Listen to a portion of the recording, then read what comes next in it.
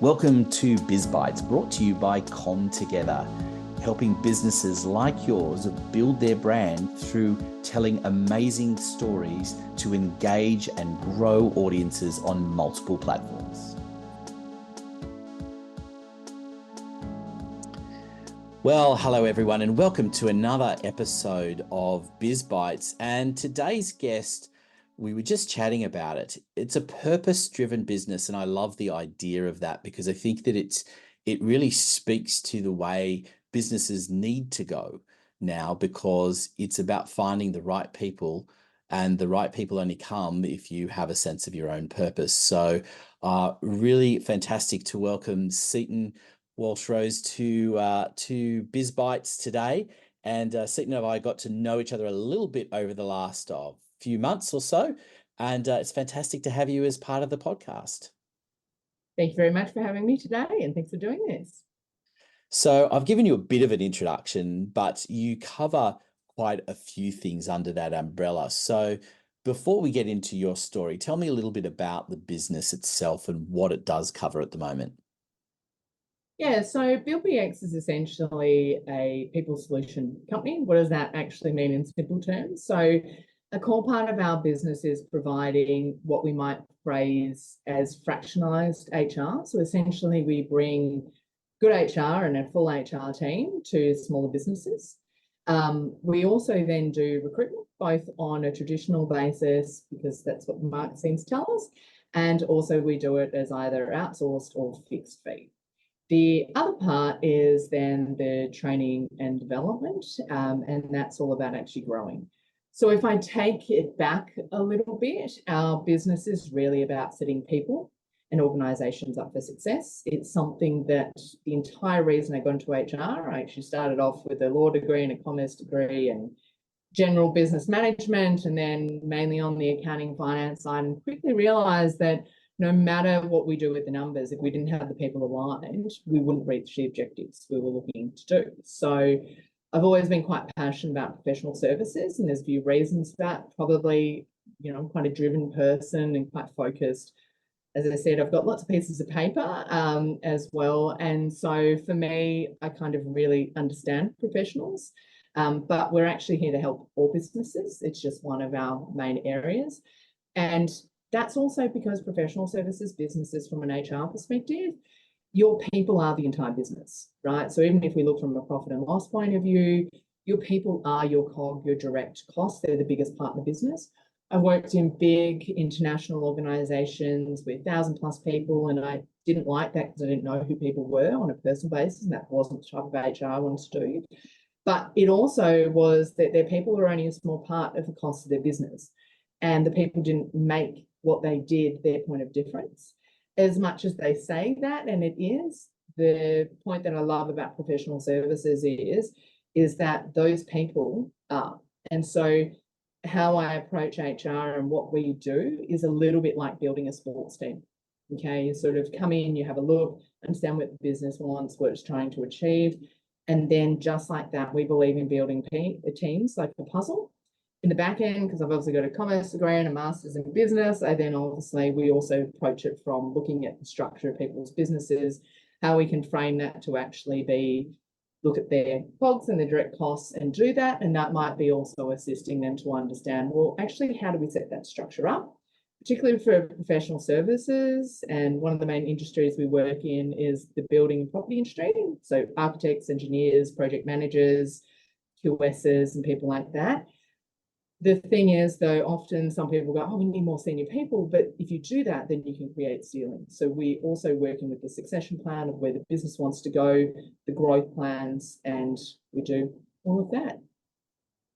You cover a lot, which doesn't surprise me when you start off with the background of saying you've got all of these degrees, which and credit to you for being able to do that, because most people struggle to do one, let alone multiples. But I think what fascinates me about that and it is that you're actually utilizing all of those skills to do what you're doing now, because more often than not, I see people that have got these multiple degrees or have these, it's very trendy these days in university, isn't it, to go in and they combine two almost polar opposite degrees in this joint degree. And I kind of work out what are you going to do with that? But it seems like basing everything around people gives you that very holistic understanding, which I think is a point of difference in the market in what you're offering.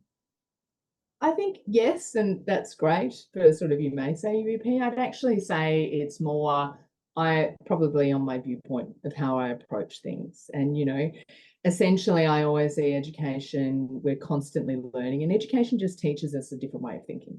So obviously with a business degree and, economics and accounting, looking at the macro and the trends, that the accounting side actually looking at the performance of the business. From the law degree, constantly looking at the risk, but I was always a big picture person, so I'd always look at it from a different point.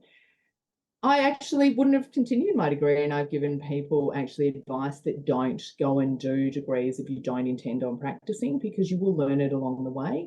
Yes, it's of great value, but I probably added on quite a few years of HECS and things like that. I actually think it's more that there's innately something in you if you're a passionate person, that you need to follow that purpose and that passion. And sometimes, and it's taken me years to really fine tune that, because I thought, I don't want to be an HR person, or I don't want to get into marketing because it just makes sense. But actually, like a bit like everything, it might seem easy, but actually getting it right and doing it so you actually perform well is actually down to the little 1%ers. And that's sort of the same approach that we take as well when we're working with businesses. And it's sometimes those little 1% you can't always articulate. Some things are easy and easy fixes. Other things are constantly working in. And that's where that analogy of working with sports teams and understanding each individual and helping each individual and the business as a collective, as a team come together, is actually the perspective. So yes, the degrees help with having a law degree and understanding all of that. Yes, it obviously gives me a very big picture and a lot of understanding. But I think it's everybody can come with different learnings on their journey. And it's actually how we look at how do we use our gifts and the way that our mind works to actually reach our full potential. Yeah, I love that. And particularly when you nail it down to those that the analogy with the sports team, I think, is a really important one, because we kind of all understand the idea of a sports team, but I think how that translates across into a business team is often, I guess, to use the similar analogy, left on the sideline. I think people kind of go, oh yeah, it's similar, but don't really get it. And I think that by driving down as well to that whole to that purpose is such an important element to all of this as well, isn't it? I mean, I know certainly from a marketing perspective, I work regularly with clients and on getting down to their purpose and being able to share that, and the idea that if you haven't got people that are on the same wavelength as you working with you, it doesn't matter how great they are at what they do. If you're not on the same wavelength, ultimately it's not going to end well. No, absolutely. And that's a big thing on the alignment side. Look, there's a great book, you may have heard of it, Traction, the Entrepreneur Operating System. Most people who are running businesses have. There's a great analogy in there about the right people and the right seats. So it's also about understanding what your business needs to achieve to get there, and then working out what that looks like. And that's when you asked about, well, it seems like you do lots of things. Well, actually, it's not as much as everybody wants to naturally, for our brain, categorize. It's actually about, in essence, helping people and helping businesses. And the reason we do the HR is because then it enables us, like a mechanic, to be able to fine tune and enable the engine to run at optimal. When it comes to the recruitment, that's it. It's really about understanding what the business actually needs and then being able to find it. And when it comes to the training and development, then it's actually about actually helping those people, every part of the system, every person, reach their performance and what they can do, and make sure it's aligned. And, people are going to work for your business their entire career. But if you actually can create great environments and you invest in your people and there is that alignment, there's this big thing, called synergy. And look, a lot of this comes from the fact that I used to be a rower. And for me, there is just this amazing feeling when you're in a rowing boat and you're rowing in full alignment. You can feel it. And I often use this analogy. You can either have 8 people in a rowing boat and they can be all out of sync, or you can have 4 people in a rowing boat and they can beat those 8 people very easily. And so that's ultimately it. And that's where it becomes quite easy, is when you actually find that alignment.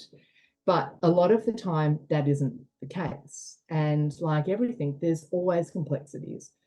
environments and businesses and markets and things like this are constantly moving and changing. And so you have to constantly adapt to that as well. And Mm. that's why we partner with people to do that, because in the same way, if you're inside and you're trying to help a business, that's the best way. And different people have different needs. So we're trying to do as much as we can.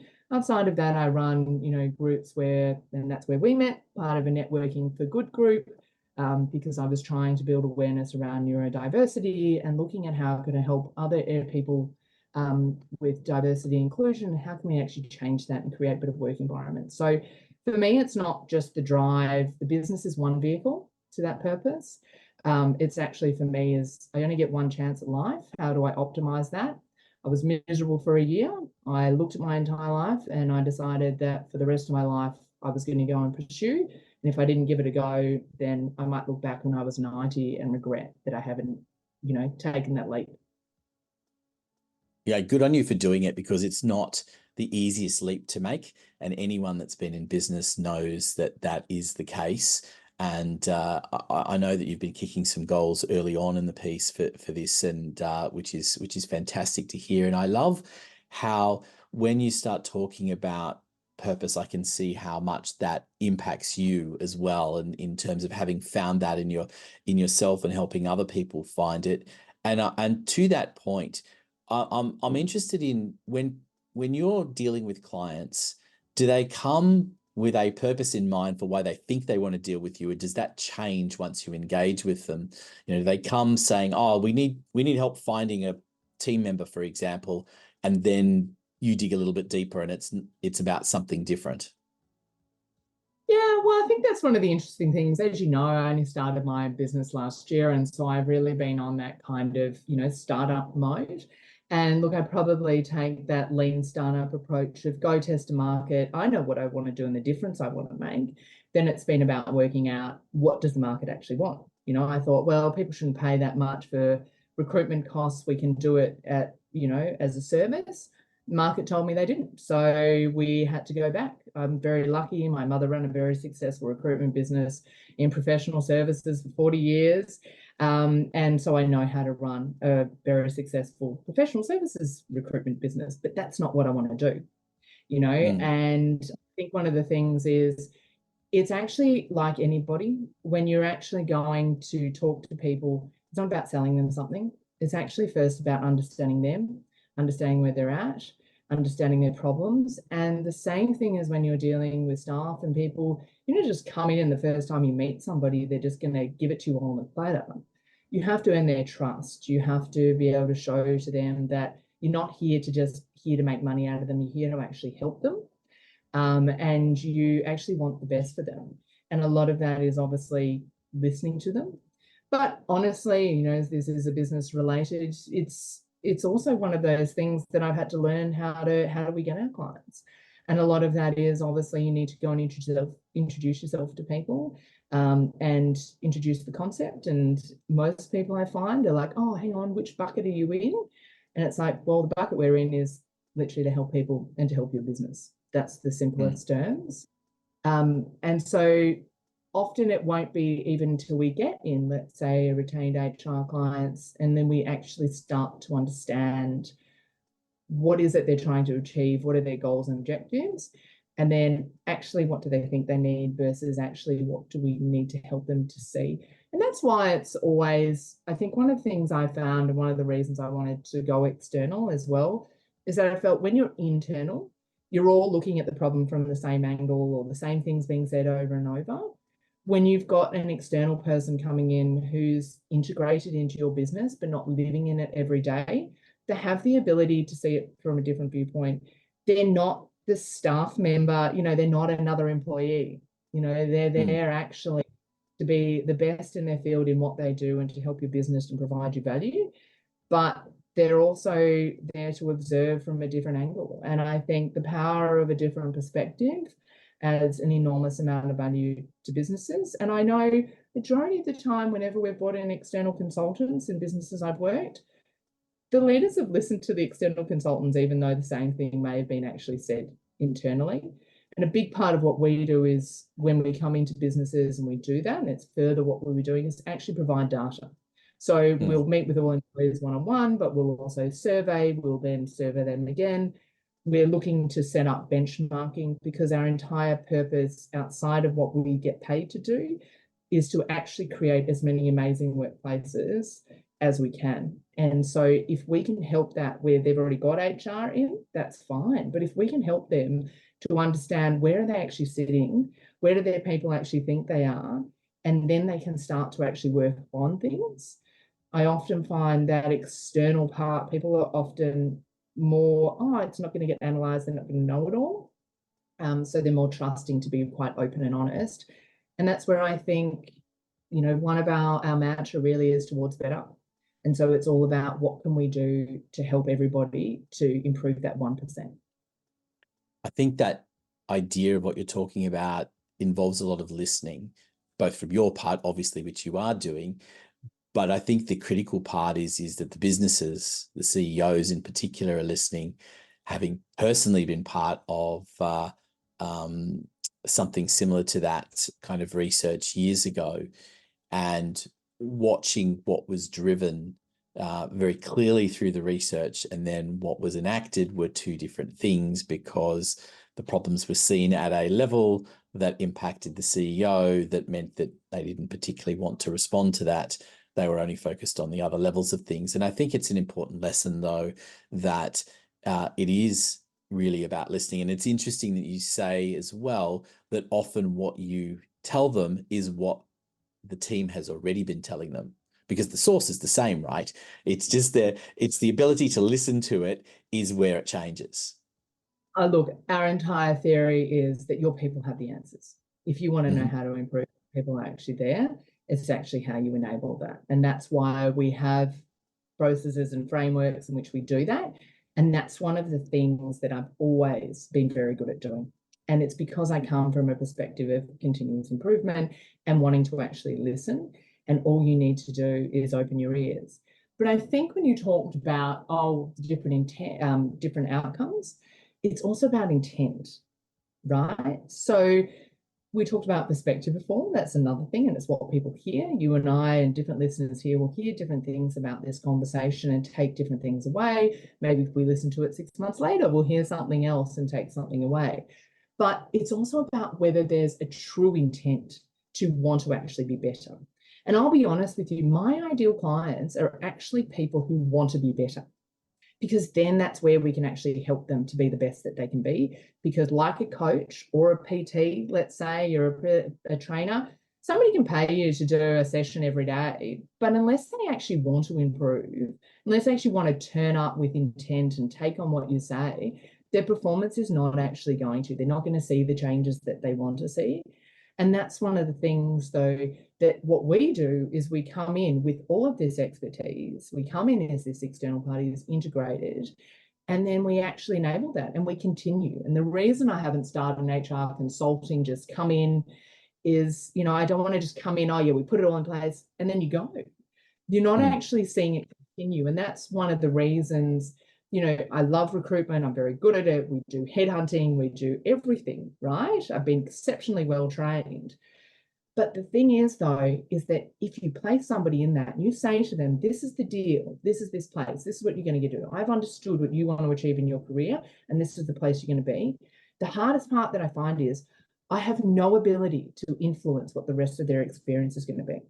Whereas for us, if we do the recruitment for them, then we understand that. Then we're already aligning. We already know what they're looking for. We already understand their objectives. We already understand their values.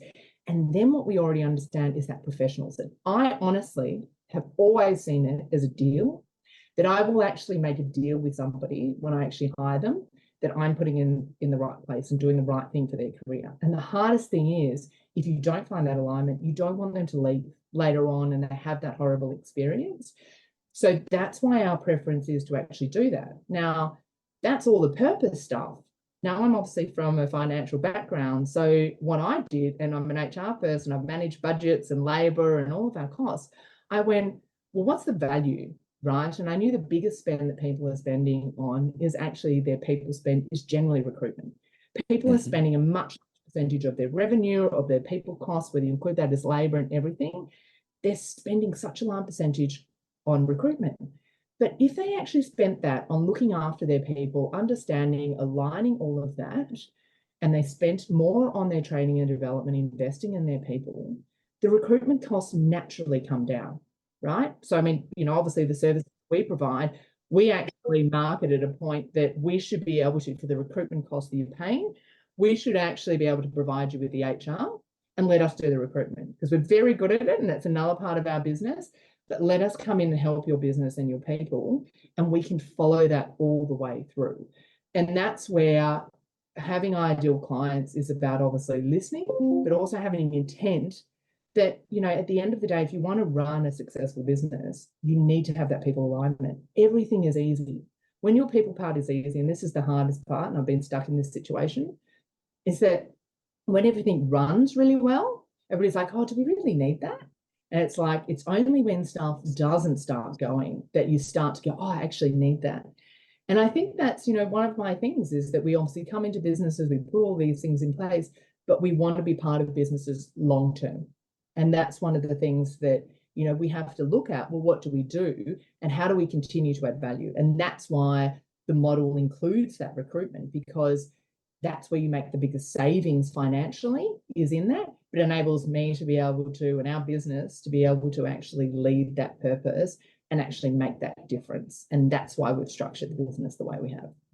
I love the way this is set up, and there are a couple of things that you said there. I mean, I'm nodding my head, which people can't see obviously, but it's the marketing is like that as well. That in that what happens is things are going well, so they stop it, and or they get too busy and they stop the marketing, and then and it's the last thing to get switched back on when times are tough, and it doesn't make any sense. And I think it's the same with getting your people right. And HR is exactly the same. It is, Yeah. and listeners of BizBytes will know that we had a recent guest, Andrew Uglow, and we spent a fair bit of time talking about the idea as well that it's not always about the money. That there's this mystery that a lot of CEOs think, oh, that we just throw more money at the people, but it's not actually always about that. It's often about creating the atmosphere and, as you say, the learning opportunities, the career growth, the many other things that go around it that help benefit everyone and benefit the business ultimately, rather than just saying, oh, well, we'll give you a rise.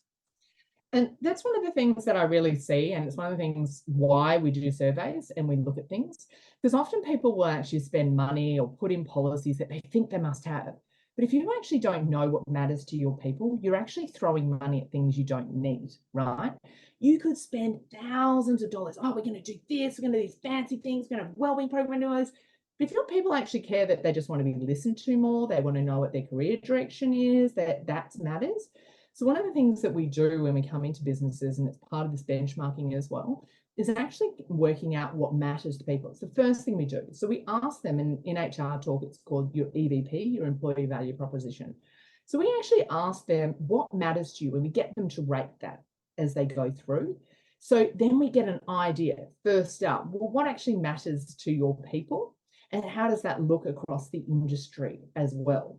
Then what we do is we then actually go down through our survey and actually say, what are you actually doing?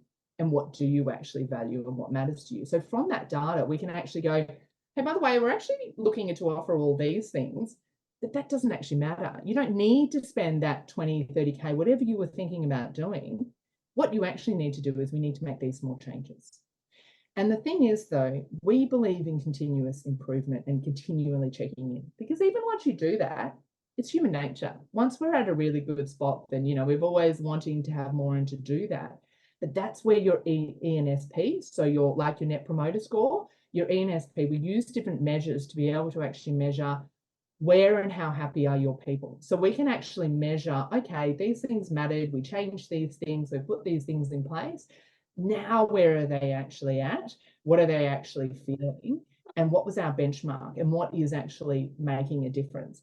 And if we see changes within that data, then we obviously go back. And that's where the one-on-ones and building natural relationships and one-on-one relationships with people and understanding the people as people and individuals, hence the people experience, not just, hey, people are numbers.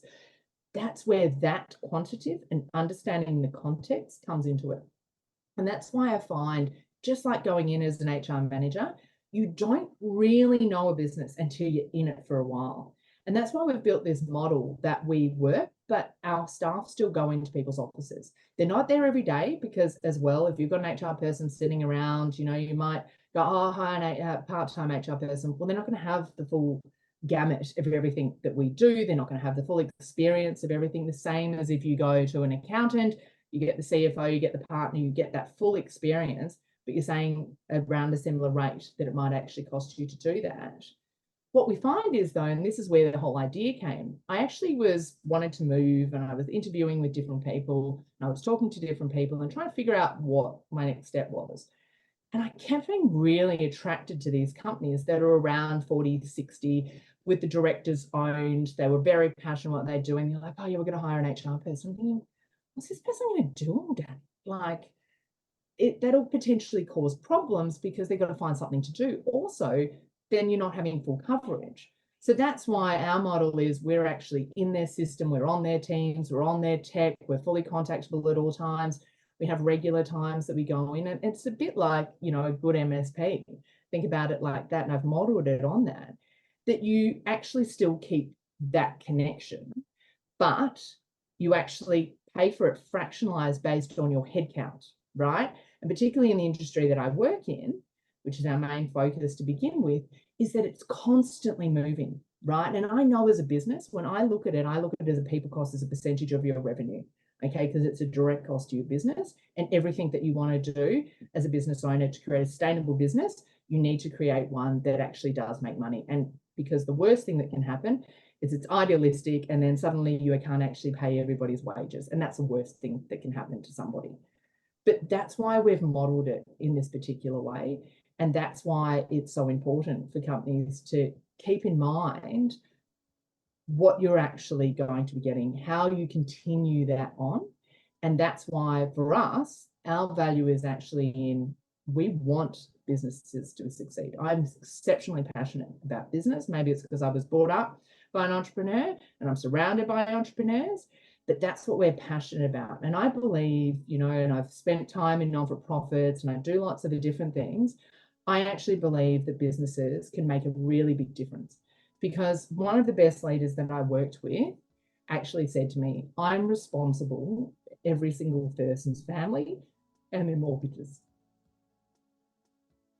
And you can see a bit of what you can see.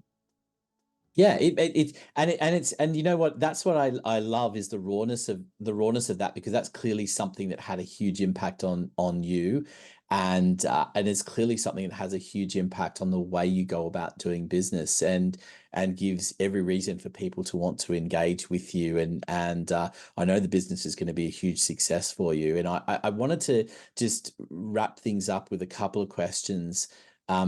Firstly, is really about the businesses that are out there thinking, how do businesses know that they need you? Because I clearly see that there's a lot of businesses that could do with the kind of support and the approach that you take. But what are some tips for business owners to say, this is what you should be looking for, that means that you might want to engage with someone like yourself?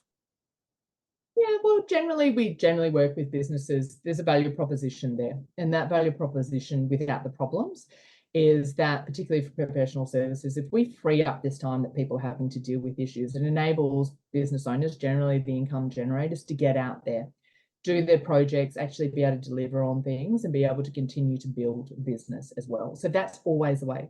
I remember I was told by, a director of a company that at the end of the day, as a partner, our time is worth this much. And so you need to think about that for every single time. And that's what you're saving. So a lot of the time, even it's simply in recruitment, instead of having to look through all of these resumes and you actually get what you need. And then you only need to meet the right people and you're done. And it's all very simple. Everything just runs smoothly, which actually clears you up. And I'm sure any business owner who's stuck in the people problems, it takes them away from being able to do things. The other thing is, we do have a model where we mainly work with people who may have a PA, EA, or may have a practice manager or somebody like that who this is taking them away from actually running the operational side of the business and being able to provide more of the finance side. But we need somebody who is also there in the studio or in the office more on a daily basis, and we partner with them, right? And when, they're the people who are on the ground, we check in with, we have a meeting, the weekly, fortnightly meeting with, how's it all going? Is there any problems? They're the kind of people who know the heartbeat of what it is. From an actual issues problem of where that could be, either it's around cost. So either structures somehow you just can't seem to hit that gross profit that you need to be able to hit the net profit. And you really are thinking, it could be that you're getting to a certain age. And I often see this, that people start to think about succession planning in their mid-50s when that's already too late. You need to be thinking about succession planning at least 10 years out, because you need to be building those people into the business, particularly in professional services. Otherwise, the value of your business can actually be lost and your shareholdings can actually be lost. And that's where the financial part of how we operate comes in. The other thing could be turnover, that you're paying, that you're just seeing a large turnover and you don't understand why. And the other part could also then be you're spending extraordinary amounts on recruitment and you're thinking, why is this what I'm spending on? How can I save myself money here? And that's where we come in. It might be that you've had HR people in previously and it just hasn't been the right mix. But essentially, for us, what we've found is, even though we go out and we talk to different people, and that's where the benefit of talking about different products is with them, or services, I should say, is that it actually comes down to a driving factor. So, we have thought about a marketing approach of, do we go out to businesses that are advertising for part-time HR people and approach them because they already are thinking about it? But most of it is actually on that side of things, is actually on businesses that are thinking, okay, I'm not quite sure. And it may actually be that person who's the central person. It may be that their people are telling them, hey, I'm thinking about this. It may be the leaders who are committed to wanting to do great things for their people. And that's a lot of what our clients are. They actually have that intent that they want to do better. So they already see us a value. I think the thing is that I look at it from an investment in the business and look at it from a financial point of view. We always want to place ourselves in that position. But I also look at it from a perspective of, well, they need to be ready and want to have that desire to do it. And I'm sure you in the same business, and a lot of people who may listen to this, have the same thing. You can't convince somebody of something. But what I've also found is that because we are very good recruiters, that I've actually found that part of it is we'll go and do recruitment for people, and then they'll go, oh, shit, you're actually quite good at this, and you've got a massive, talent pool and all these connections, and this is fantastic. Oh, hang on a minute, instead of me paying you for several recruitment fees for the year, why don't you just do the HR and do the recruitment for the same cost? And that's really where we're found is probably one of the biggest values. But look, I've really talked obviously a lot about the HR because that's our core business service, but we are good recruiters, right? It's just we never want to be placed in that position. You work in the industry and there's some great recruiters out there, but we're not a sales organization. We're HR people who do recruitment. We're very good at recruitment, but the reason we're HR people is we continue that on. So even before this podcast, I'm trying to set up an HR group in the industry so people can actually stay connected. So when people actually think they might have to let go of people, they can actually share them across, because I actually want people to stay employed. If we can help more people, and to do that, that's definitely what our driving factor is. And so, like you said in the beginning, it all comes down to finding your tribe, and it comes down to finding your alignment of people. And that means meeting lots of people. And, I've sort of got a rule that even if we recruit, we really want to meet the leaders, because we actually need to we need to see the space, we need to do that. So we can actually go, yep, we get it. Okay, we can do this. Or yes, you align to our values, or you don't align to our values. And, it's very hard because I've got to start a business and, I've got a great team in place and we're continuing to grow. So you should say I should do that. But ideally, we really want to do the best for people, and we want to put people in businesses where they genuinely care about their people, because it's going to have the best outcome for both people and for the businesses. I love that. There's so much that we could still keep unpacking, but we have to wrap things up. But I just wanted to ask finally a question that really I tend to throw this at most of our guests, and I know it's early days for you in terms of a business sense, but what is the aha moment that clients have when they start working with you that it would be ideal if more people knew about that in advance, that they were going to have that aha moment? I think it comes down to the value. Honestly, they see it when we're in. So they'll understand if there's the alignment. Okay. Generally, that first aha moment can come where it's, oh, you've just done all that recruitment for us, and that would have just cost us that much. And you're just putting in all our HR systems at the same time, and everybody is happy and loving this. And our reputation in the market is changing. And so all of our cost structure is changing, and suddenly we're flying. I can tell you from the last organization that I was in that this is what prompted me to really go, you know what, I can do this for more people and more organizations, was when they said to me, this is the best team we've ever had. And this is the best we've been flying. And you could see it. You could see it in their profit, and you could see it in their culture, and you could see it in their engagement. I've taken it from massive turnovers to under 5% of turnovers. We've achieved over 8, 9, 10%, no, not quite 10, but close to our ENSPs. So our measures and engagement as well. And that's when they start to realize, oh, that's what this world could look like versus the world that I'm experiencing now. Fantastic. Seton, I love talking to you and people like you because clearly so passionate about it. We started by discussing the idea of a purpose-driven business, and it's very clear in talking to you about how purpose-driven you are, not just for your business, but how you're delivering that for your clients and how much that is important for business owners to think about it. I think there's lots of gold nuggets that people will get from having listened to that. Thank you so much for being an incredible guest on BizBytes, and we look forward to the growth of your business, and we'll give people lots of opportunities on how to keep in contact with you through the show Brilliant. notes. Thanks, Anthony, so much for your time. And I certainly thank you for the experience. And everyone, stay tuned, of course, for the next episode of BizBytes. BizBytes is brought to you by ComTogether for all your marketing needs so you can build your brand, engage audiences on multiple platforms. Go to comtogether.com.au, follow the links to book an appointment for a free consultation.